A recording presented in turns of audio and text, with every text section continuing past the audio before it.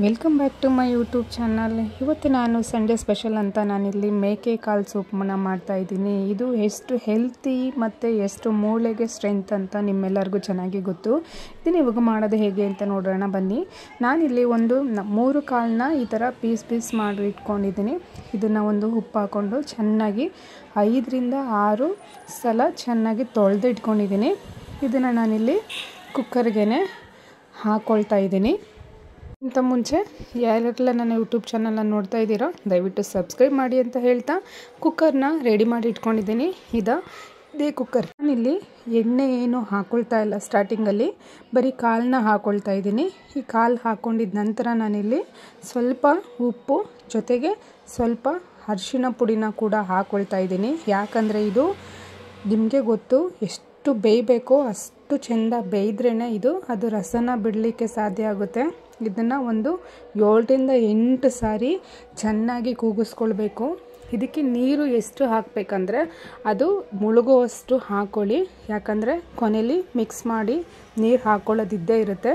ನಾನಿಲ್ಲಿ ಇನ್ನೂ ಒಂದು ಸ್ವಲ್ಪ ಅರಿಶಿನ ಪುಡಿ ಹಾಕ್ಕೊಂಡು ಒಂದು 12 ಸಾರಿ ಕೂಗಲಿಕ್ಕೆ ಬಿಟ್ಬಿಡ್ತೀನಿ.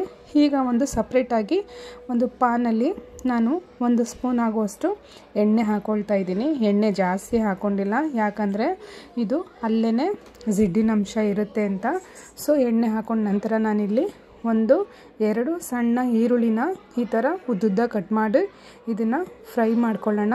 ಇದ್ರ ಜೊತೆಗೆ ನಾನಿಲ್ಲಿ 1.5 ಸ್ಪೂನ್ ಆಗುವಷ್ಟು ಪೆಪ್ಪರು, 2 ಚಕ್ಕೆ ಮತ್ತು ಲವಂಗನೂ ಕೂಡ ಇದ್ರ ಜೊತೆನೇ ಫ್ರೈ ಮಾಡ್ಕೊಳ್ತಾ ಇದ್ದೀನಿ. ಇದಕ್ಕೆ ನಾನಿಲ್ಲಿ 1 ಸ್ಪೂನ್ ಆಗುವಷ್ಟು ಜೀರಿಗೆನೂ ಕೂಡ ಹಾಕ್ಕೊಳ್ತಾ ಇದ್ದೀನಿ. ಈ ಜೀರಿಗೆನೂ ಕೂಡ ಎಣ್ಣೆಲೆ ಚೆನ್ನಾಗಿ ಫ್ರೈ ಮಾಡ್ಕೊಳ್ಬೇಕು. ಗ್ಯಾಸ್ನ ಲೋ ಫ್ಲೇಮಲ್ಲೇ ಇಟ್ಕೊಳ್ಳಿ. ಇದಕ್ಕೆ ನಾನಿಲ್ಲಿ ಒಂದು ಮೀಡಿಯಮ್ ಸೈಜ್ ಆಗಿರುವಂಥ ಬೆಳ್ಳುಳ್ಳಿನ 2 ತೊಗೊಂಡು ಸಿಪ್ಪೆ ತೆಗೆದೇನೆ ಹಾಗೆಯೇ ಎಣ್ಣೆಗೆ ಹಾಕ್ಕೊಂಡು ಇದನ್ನು ಕೂಡ ಫ್ರೈ ಮಾಡ್ಕೊಳ್ತೀನಿ.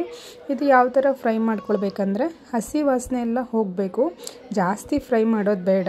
ಜಸ್ಟ್ ಒಂದು 2 ನಿಮಿಷ ಇದು ಸ್ವಲ್ಪ ಕೆಂಪು ಬಣ್ಣ ಬರೋ ಥರ ಮಾಡಿಕೊಂಡ್ರೆ ಸಾಕು. ಇದು ಒಂದು 2 ನಿಮಿಷ ಫ್ರೈ ಆದ ನಂತರ ನಾನಿಲ್ಲಿ ಒಂದು ಸ್ವಲ್ಪ ಕೊತ್ತಂಬರಿ ಸೊಪ್ಪನ್ನು ಕೂಡ ಫ್ರೆಶ್ ಆಗಿರೋವಂಥ ಕೊತ್ತಂಬರಿ ಸೊಪ್ಪನ್ನು ಹಾಕ್ಕೊಳ್ತಾ ಇದ್ದೀನಿ. ಈಗ ಇದನ್ನು ಒಂದು 30 ಸೆಕೆಂಡು ಫ್ರೈ ಮಾಡಿಕೊಂಡ್ರೆ ಸಾಕು. ಈ ಫ್ರೈ ಮಾಡ್ಕೊಂಡು ಇದನ್ನು ಸ್ವಲ್ಪ ತಣ್ಣಗಾಗೋವರೆಗೂ ಸೈಡ್ಗೆ ಎತ್ತಿಟ್ಕೊಂಡ್ಬಿಡೋಣ. ಇದು ಎತ್ತಿಟ್ಕೊಳ್ಳೋವರೆಗೂ ನಾವು ಮಿಕ್ಸಿ ಜಾರ್ಗೆ ಇದನ್ನೆಲ್ಲ ಹಾಕ್ಕೊಳ್ಳೋಕ್ಕೆ ರೆಡಿ ಮಾಡ್ಕೊಂಬಿಡೋಣ.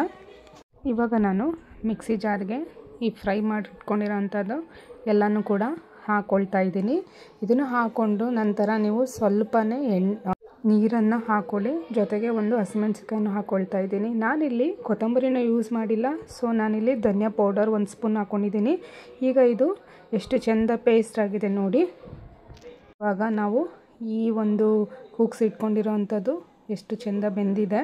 ಈ ಥರ ಬೆಂದರೆ ಸಾಕು. ಯಾಕಂದರೆ ನಾವಿನ್ನೂ ಇದನ್ನು ಮಿಕ್ಸ್ ಮಾಡಿಕೊಂಡ ನಂತರ ಕುದಿ ಬರಿಸ್ಬೇಕು, ಚೆನ್ನಾಗಿ ಕುದಿಬೇಕು. ಇದ್ರ ಜೊತೆಗೆ ಕುದ ನಂತರ ಅದು ಅಲ್ಲಿಗೆ ಟೇಸ್ಟ್ ಆಗುತ್ತೆ. ಜೊತೆಗೆ ನಾನಿಲ್ಲಿ ರುಬ್ಕೊಂಡಿರೋ ಅಂಥದ್ದನ್ನ ಇದಕ್ಕೇ ಮಿಕ್ಸ್ ಮಾಡ್ಕೊಳ್ತಾ ಇದ್ದೀನಿ. ನಾನಿಲ್ಲಿ ಉಪ್ಪನ್ನ ಮುಂಚೆನೇ ಹಾಕ್ಕೊಂಡಿದ್ದೆ. ನೀವು ಕನ್ಸಿಸ್ಟೆಂಟಿ ನೋಡಿಕೊಂಡು ನೀರು ಎಷ್ಟು ಹಾಕ್ತೀರೋ ಅದ್ರ ಮೇಲೆ ಉಪ್ಪನ್ನು ಹಾಕ್ಕೊಳ್ಳಿ. ನಾನಿವಾಗ ಅದೇ ಮಿಕ್ಸಿ ಜಾರ್ಗೆ ಇನ್ನೊಂದು ಸ್ವಲ್ಪ ನೀರನ್ನ ಹಾಕ್ಕೊಂಡು ಆ ನೀರನ್ನು ಕೂಡ ಇದಕ್ಕೇ ಆ್ಯಡ್ ಮಾಡ್ಕೊಳ್ತಾ ಇದ್ದೀನಿ. ಈಗ ಇದನ್ನು ಮಿಕ್ಸ್ ಮಾಡಿಕೊಂಡ್ರೆ ನೋಡಿ, ಯಾವ ಹೋಟೆಲ್ ಸ್ಟೈಲ್ಗೂ ಮನೇಲಿ ಮಾಡೋದು ಕಡಿಮೆ ಇಲ್ಲ. ಯಾಕಂದರೆ ಅದೇ ಟೇಸ್ಟು, ಅದೇ ಲುಕ್ಕು. ನೋಡಿದ್ರಲ್ಲ, ಇವಾಗ ನಾನು ಒಂದು ಸ್ವಲ್ಪ ನೀರನ್ನ ಹಾಕ್ಕೊಳ್ತಾ ಇದ್ದೀನಿ. ಯಾಕಂದರೆ ಮನೇಲಿ ಒಂದು 4-5 ಜನ ಇರ್ತಾರೆ, ಸೊ ಹಾಗಾಗಿ ಹಾಕ್ಕೊಂಡಿದ್ದೀನಿ. ಇವಾಗ ಇದು ರೆಡಿಯಾಗಿದೆ. ಎಷ್ಟು ಚೆನ್ನಾಗಿದೆ ನೋಡಿ.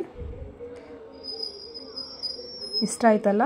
ಇಷ್ಟ ಆದರೆ ದಯವಿಟ್ಟು ಸಂಡೇ ಸ್ಪೆಷಲ್ ಅಂತ ಮಾಡಿರೋದನ್ನ ದಯವಿಟ್ಟು ಶೇರ್ ಮಾಡಿ ಅಂತ ಹೇಳ್ತಾ, ಇವತ್ತಿನ ಕಾಲ್ ಸೂಪ್ ನಿಮಗೇನಾದ್ರು ಇಷ್ಟ ಆಯಿತು ಅನ್ನೋದಾದರೆ ಲೈಕ್ ಮಾಡಿ, ಶೇರ್ ಮಾಡಿ, ಸಬ್ಸ್ಕ್ರೈಬ್ ಮಾಡಿ.